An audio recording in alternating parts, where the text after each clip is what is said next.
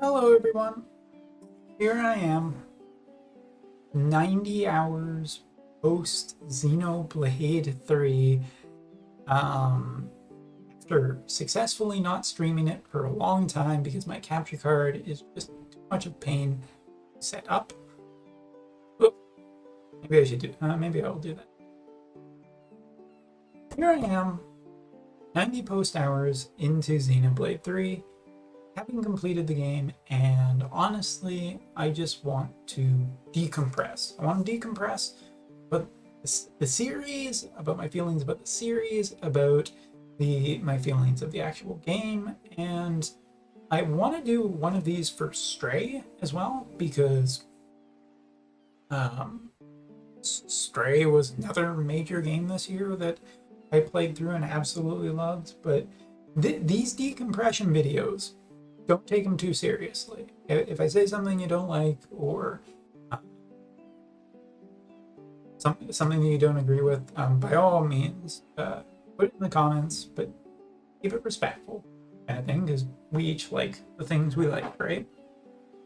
I'm going to say, before we get into this, going to be heckin' spoilers. But there's no way I can decompress without talking about the ending. But I'll try and mark when we get into it. So first of all, let's just talk about the game as a whole. Because 90 hours is a lot of time to sink into a game.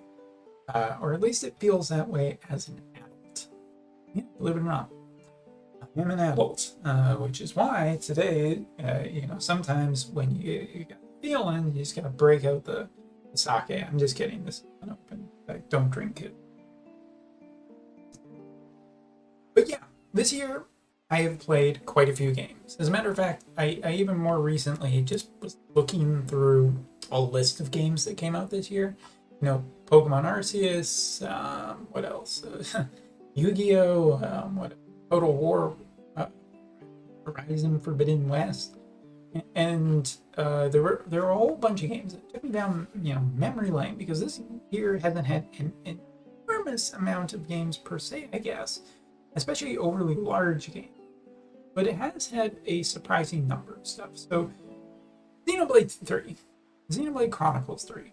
I'm going to call, just for the sake of the video, I'm just going to call each of the games Xenoblade. I'm going to say the full name.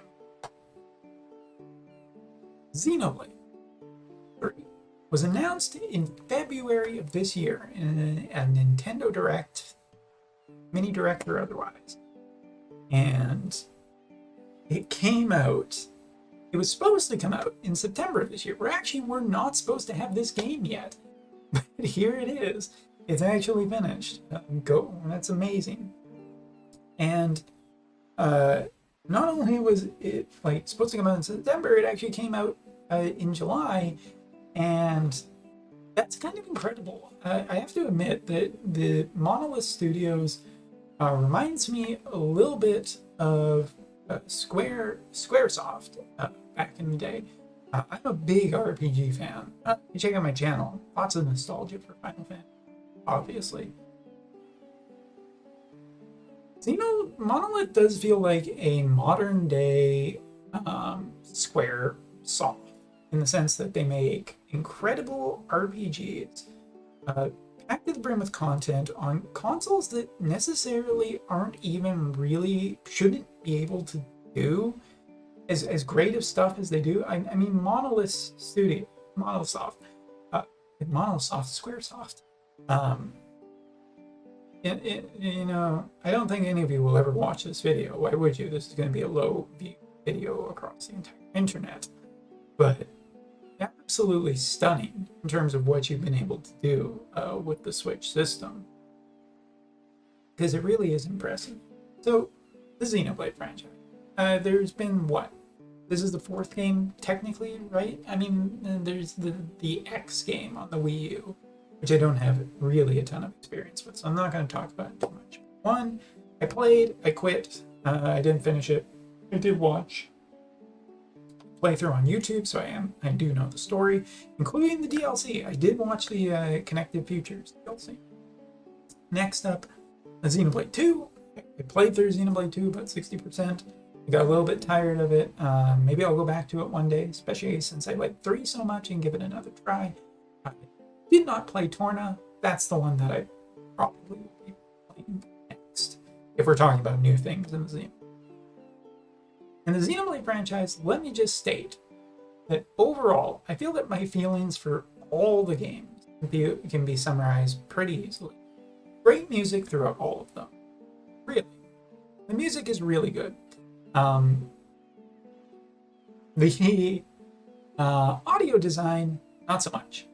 Because while the sound effects are mostly fine, some of them are bafflingly not good. And Xenoblade 3 is just as guilty of this, of over repeated dialogue. Would you like something meatier in this video? Or, I'm the guy with the gall, let me tell you. I was gonna say girl with the gall, and I was directly referencing it, not actually doing a parody. That's called plagiarism. Oof. But yeah, Xenoblade 3 is guilty of a lot of the cardinal sins that I find in the other franchise. Repeated audio dialogue way too often for a 100+ hour game, and also just some really bad sound effects. If you know what I'm talking about, later part of the game, in the last area of the game, there's a monster who's really, really big and has one of the worst things I've ever heard to come out of Switch speakers. That's not a contest, by the way. But, yeah, so that's music. In terms of what they have done with hardware, really impressive. I mean, the massive scope of the worlds, the fact that you can see stuff in the worlds and go there kind of thing is also really, really impressive. I still think that it's impressive. The fact that the world still has a good amount of design, I wouldn't say it's like Elden Ring, where it's like, wow, someone designed the shit out of this. But at the same time, it's like, well, it does have a lot of work put into it, and the areas do feel distinct and unique, and enough so that I never once kind of got the areas confused. In over 100 hours, it's good. It's good for lots of stuff to feel distinct and cool, and even if monster design is repeated a fair bit, overall the design of Xenoblade 3 felt really good because it combined a lot of what I loved about 1, which was the whole mechs versus biological stuff, which does feel present in here as well. But also 2's fantastical weapons. I thought 2's, especially 2's weapon design, was really crazy good and had some good character design. Some stuff that was a little too fanfiction-y, but hey, gotta sell figures. I rhyme an intro. So, I'm not gonna complain about that too terribly much. Because that's not the video, and you know what? Some people like it. It's mostly harmless. Sex sells, blah, blah, blah, blah, blah.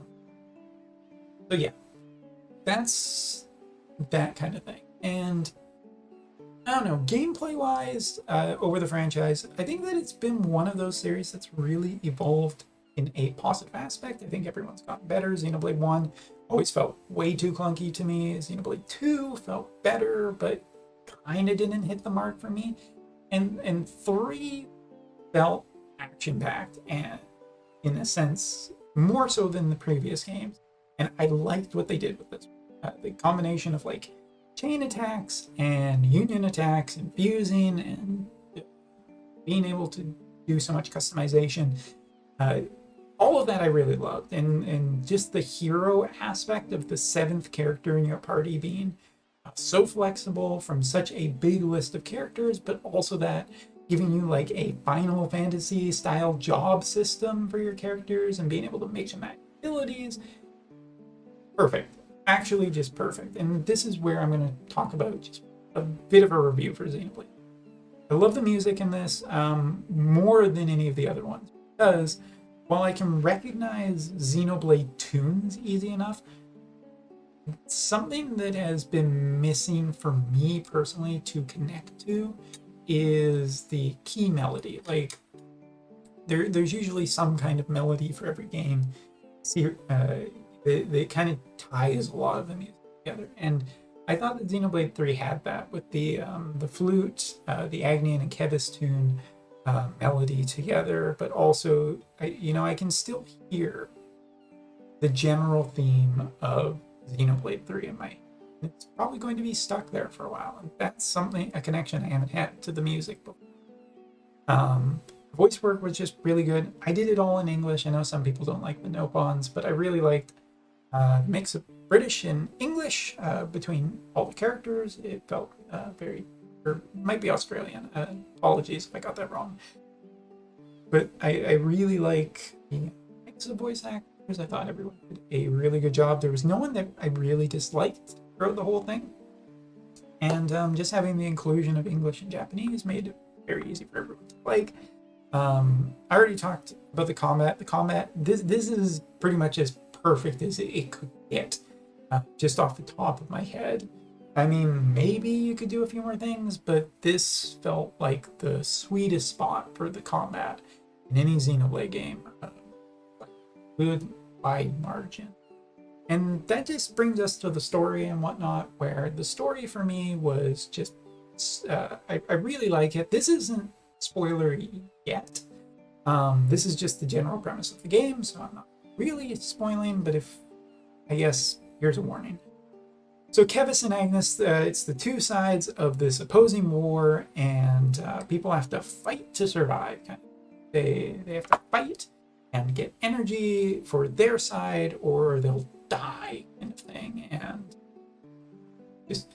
And so it's a very fight to survive kind of world, and our heroes meet up with a group from the other side and are fantastically bound together via fates and forces and power and whatnot, and this combined goal, and they end up working together and going on a big adventure. And sweet, it actually just has just wrapping up the story, I felt really, really good. I really liked the story elements, a lot of elements from this. Maybe I'll even talk about the character pairings at the end as a bonus, but Xenoblade 3 really is one of my favorite games of the year, because despite the fact that it does a lot of atrocities, the characters in the story really went a long way this time to really keeping me invested enough to keep playing. And when I say invested enough, I don't mean anything bad. I was totally invested in completely finishing this game from start to finish and seeing the ending, no matter how bittersweet or painful it was.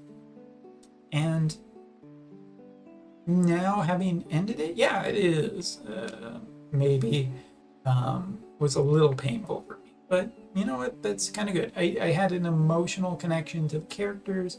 I had an emotional connection to the story and the music and everything, and that's going to make Xenoblade 3 last a lot longer than a lot of other games I played this year, and some games that I haven't even played this year. God, I've owned Forbidden West for weeks now, and I've barely even started it. Oof. All right. So yeah, I absolutely really, really love this game from start to finish, and even though it does a little bit too much content kind of thing, and maybe it could have been a little more refined in places, this was one of my favorite because the story was fantastical, but not too confusing and or too complex, I should say. Confusing makes me sound. No, that's not it. I can understand a story if you give it to me, but sometimes it's overly complicated, and I prefer.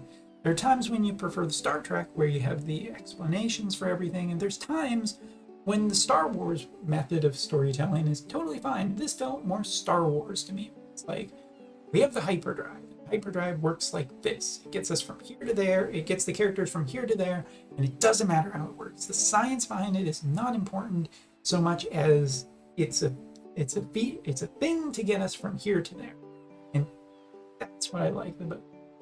It's like there's fantastical elements. They don't need to be overly explained because it's not. It's important to the story. The details of how it exactly happened. So at the 15-minute mark, this is where I'm going to go into hyper spoiler territory. I'm going to talk about the ending because the ending is the thing that I want to vent a little bit about. Is a trending, and here we go. So the ending is very much a, and since it's a spoiler, we're actually going to go in and run the final cutscene because it takes a good long while, and I don't think I'm going to be playing this on stream soon enough, which means that this is one of my, oh shoot, that's the actual game.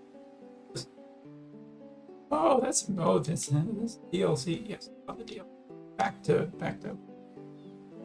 Anyway, we're gonna show the end cutscene because, and I'm gonna talk because I want to talk about it, and that's what this video is about. So let's go to the event theater. Let's go down here. Go down to one. So. God, I hate bittersweet endings. I really, really do. It's one of the things that kept me from ever. When people are like, "Hey, what's a Final Fantasy you really love?" Type O, but also not type O. A lot of stuff recently, like Final Fantasy 15, Fantasy type O, and have so many bittersweet endings to the point that feels just like, it's just you get some of what you want, but it's not necessarily enough.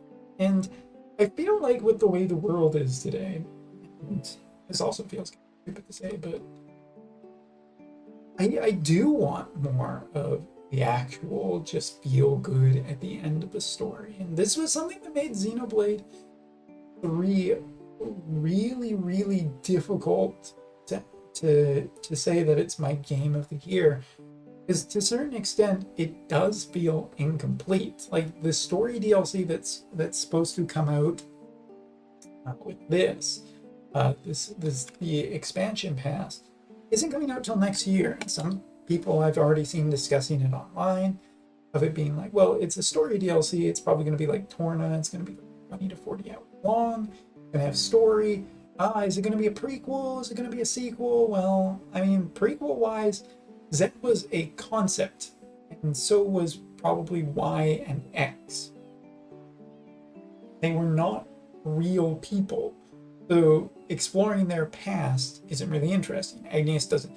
As a matter of fact, the land of Xenoblade 3, the world of Xenoblade 3, is effectively gone, and knowing its past isn't really going to help its future.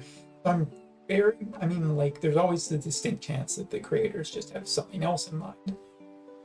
But I'm just sitting here thinking to myself about how much I want an epilogue, because I really want Noah and Neo together. Like, I'm gonna be really fucking selfish here and say to the creator, like, no, you don't get to choose. It's not your franchise anymore. You have a certain obligation to these characters to somehow give them a happy ending.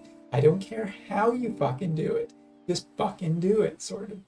And it's like, is the pairings of Neo and Noah feel like an actual couple that I would never ever want to break up. Like, if we're talking about like characters, I mean, we could go into all sorts of like the pairingness and the ships out there of people being like, well, you know, Uni and Tyon as a couple. There's something there. There actually is. I think that Tyon and Uni are a cute couple. I think that Mio and Noah are like, yes, they're always a couple.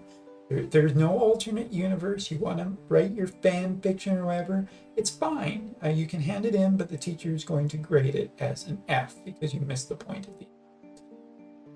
No, like I do think that Xenoblade and while we're on the subject, Lance and Senna as a couple is like, I hate it. I hate it because um, they feel like friends, and Lance doesn't feel like he's really altering that much. And also Lance has way better chemistry with some of the other heroes. There's like there's a whole mess of stuff to unlock there, and I don't want to get into ships too much because oh my god, we could. It's a good way to start.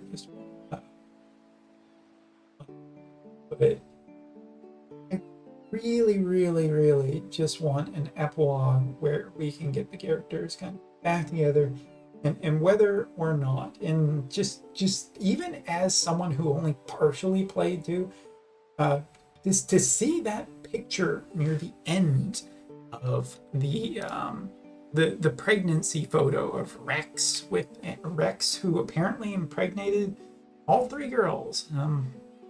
Polyamorous, and interesting. No one is complaining about that or saying too much about it, but I find that hilariously funny and probably accurate because as Xenoblade 2 always felt like a harem anime, and we have the proof. We have proof now. But yeah, the discussion about what happens at the end of Xenoblade, because very clearly at the end of this, Zed is gone, and our heroes are left with the option: do we let time advance, or do we become Mobius? And of course, they're not going to become Mobius, so they're going to let time advance. And after our characters share their kind of goodbyes, they go their separate ways, literally, because the two worlds split apart, because that was the thing that was supposed to happen. Like it's going to go back. The two worlds are going to be split apart, and as far as we know, they're going to still collide at the end of this, and the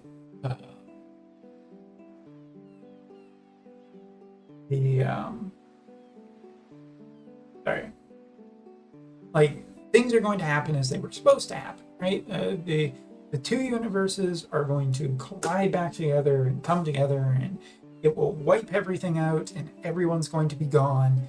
And Origin will, not being impeded by Zed this time, will be able to reboot and reintegrate everyone back. And there you go, kind of thing. And like here you can see at the end, like the two worlds are close to one another, and everything's just going to happen as it was supposed to.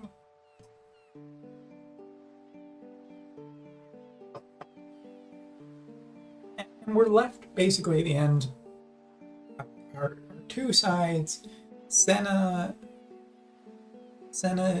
Ion, and Mio being ripped away from Uni, Lance, Noah. And my heart just breaks because this is my big kind of complaint, is how much in the lurch there is, because doing the "it's all a dream" stuff, which was a thing. I think the first instance of it really being a thing was in Dallas, a TV show where basically season wasn't liked, and so they said it was all just a dream. And how much that discounts the experience and everything of knowing that some of these characters that we care about, they just don't exist now. Like Monica and Gondor, which Lord of the Rings jokes, man. I've done them all while playing this.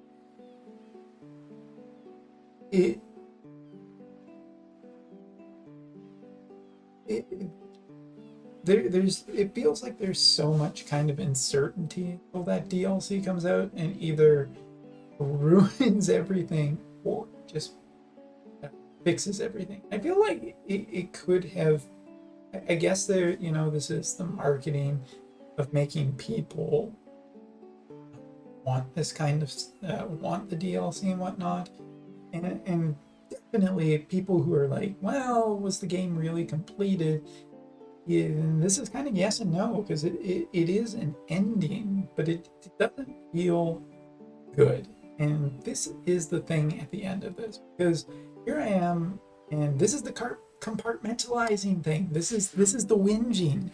Uh, my lips are moving and I'm complaining. That's whinging. Um, I do kind of hate this ending because knowing that all the characters survive, but a lot of the characters and heroes that I've fallen in love with over 90 hours are just gone. The progress that we've made is just gone, kind of thing, and it does fit nicely into the story. Like the themes of Xenoblade 3. If you just take Xenoblade 3 as itself, fear of moving past and not knowing, it gets to me. Like it gets to me, the idea of not knowing. I mean, obviously the story this year, this is one of the stories that I actually feel some kind of emotional connection to. So for us to hit an end point where it's just like a lot of characters just don't exist now, theoretically, unless they were, saved in Origin, and it's like, oh, they were going to be fine the whole time, and you're just leaving your faith. Because the Xenoblade franchise as a whole, the Xenoblade franchise as a whole, I would say, is pretty good about not leaving bad ending. Xenoblade 2 didn't really have a bad one, and Xenoblade 1, and really Xenoblade 3 is apparently going to be a bit of a turning point for the actual franchise itself, of just being like,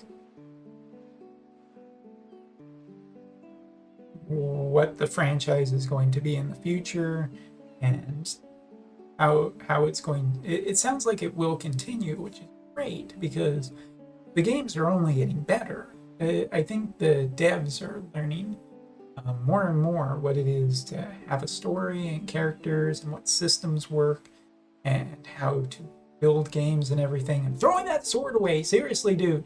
I mean, yeah, the adventure's over, but maybe hang on to it. It's kind of a good weapon.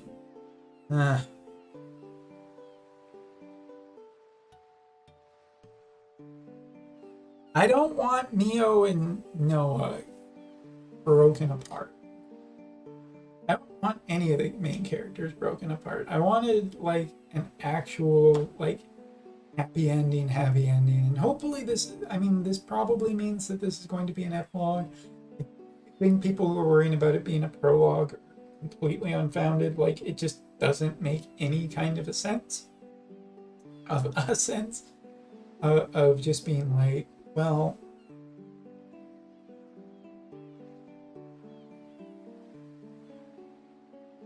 I just don't think it makes any sense for it to be a prequel, because a prequel doesn't make sense here. There's nothing prequel wise that would be better than actually just seeing future, and the fact that it's supposed to be the future, the idea of these two words.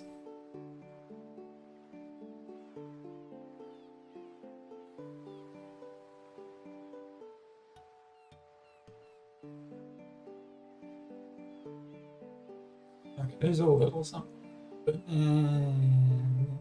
don't do the. I hate the sitcom pairing. It's like, well, we have 6 characters, put them.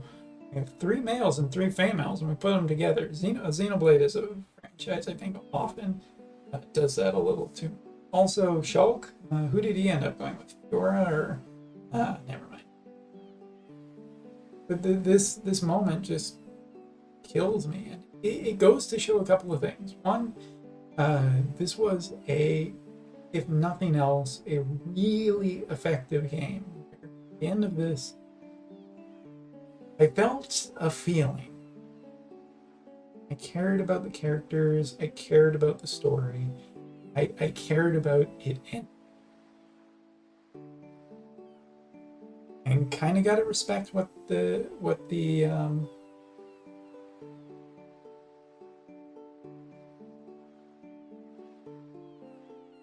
and I kind god damn it. I just want to complain for a year until this thing comes out. Like I would love, I just, more than anything, I just want to know what the actual story DLC. Like I really want to know. I really want just that peace of mind, and it's gonna bug me because this really was just my finally my time to really get invested in a series that I've liked a lot ever since. Like Xenoblade 1, I love the design of stuff. I just didn't like it. Xenoblade 2 is just, I hate harems. No, but I mean Xenoblade 2, it had its issues, but Xenoblade 3 is finally the sweet spot. Maybe it just being like a combination of a lot of stuff from 1 and 2, it feels appropriate for me too. And when you finally get this moment, and it's just like, oh god, it's so sweet and so heartwarming that you just want it to end a little bit better than it.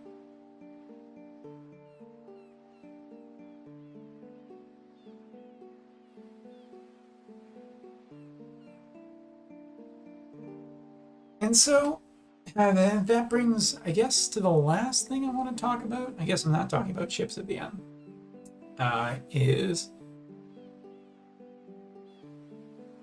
There's the Monado from 1, which is very cute. And Oppie from 2 is also kind of interesting. That picture, man. That picture, I have so many questions that better be answered in a DLC as well. Yeah, gotta get the answers. Those little people were. Who's responsible for those little people? Mithra, I noticed, has like a silver hair.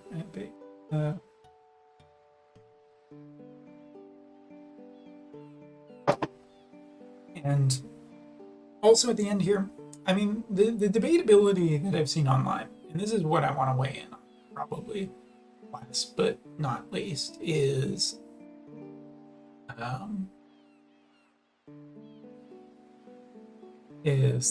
the thing that I want to talk about the last is just at the end here, like you very much see that time has restarted, the worlds are sort of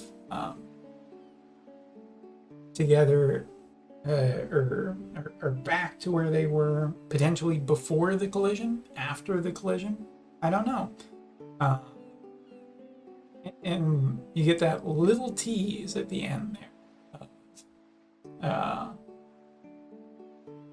You get the little tease. I mean, you get this where they're like, "Oh, we'll promise we'll see each other again," which, I mean, if we never do, I'm so angry, kind of thing. And that'll be the end of the franchise. But you look at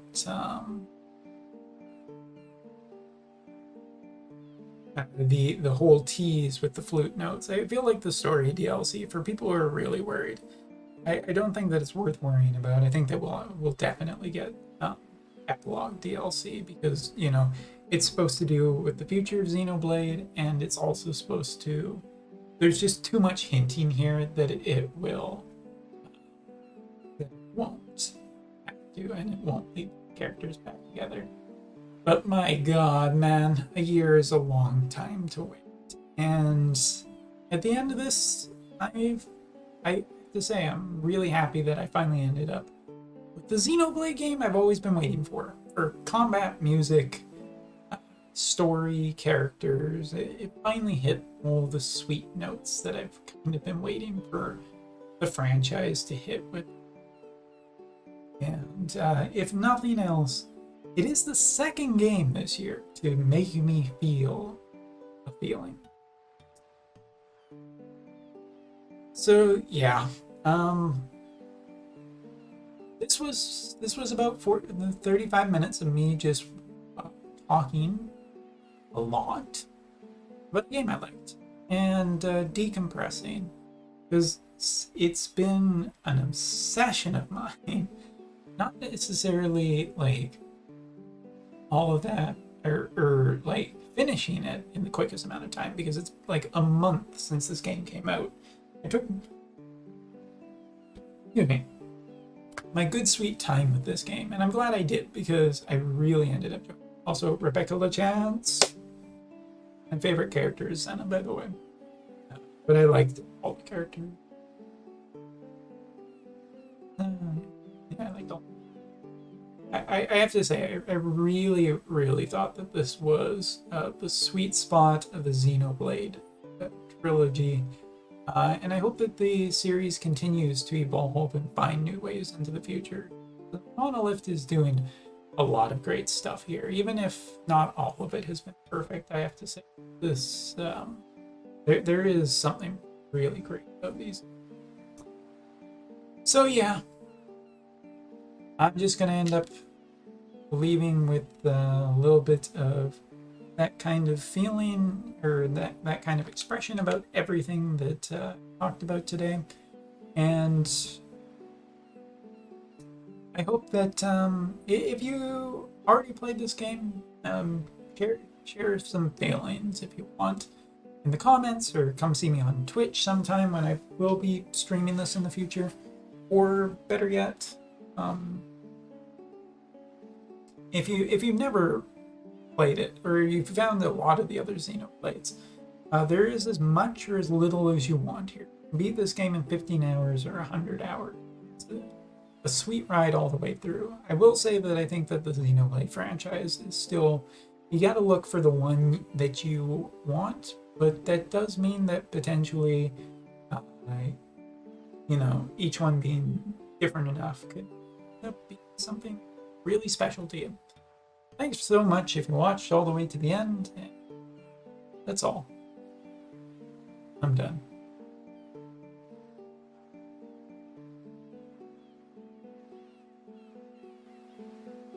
I feel like I should say something at the end. I know what I'll say. No, the Bucket. You know what? Bucket, Neo, and Noah. It's the perfect. They're soulmates. They're always going to be together. Tyon and Uni is absolutely cute, and I'm sorry, but the Senna and Lance thing, it just doesn't work. It doesn't work. There's not enough there. They didn't develop it enough. It's not a thing. They're friends. Lance doesn't seem really that interested in it. Senna is kind of just too much. It's not a thing. Fuck it, it's not a thing. That's how I'm ending this video. Whinging. Great game.